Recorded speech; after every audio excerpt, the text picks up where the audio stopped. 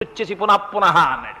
ఓ వ్యాధుడా, ఓ నిషాదుడా, ఓ బోయవాడా, ఓ జంతువులని చంపేవాడా, ఓ కిరాతుడా, ఎందుకని మాటలు అడుగుతావు?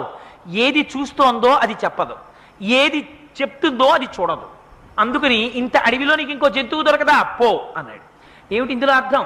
చూసేదేది కన్ను, చూసిన కన్ను చెప్తోందా? చెప్పట్లేదు. చెప్పేదేది నోరు, చెప్పిన నోరు చూస్తోందా? చూడటం లేదు.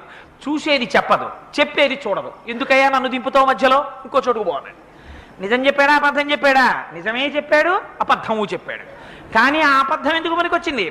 వేరొక ప్రాణి యొక్క ప్రాణములను నిలబెట్టడానికి పనికొచ్చింది. అలా అబద్ధం చెప్పినా అది సత్యము కిందకే వస్తుంది.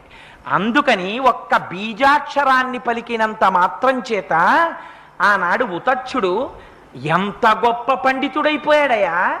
అమ్మవారి అనుగ్రహం ఉంటే ఎవరినైనా అమ్మ మార్చేయలేదా? ఇంకింతకన్నా ఏమిటి?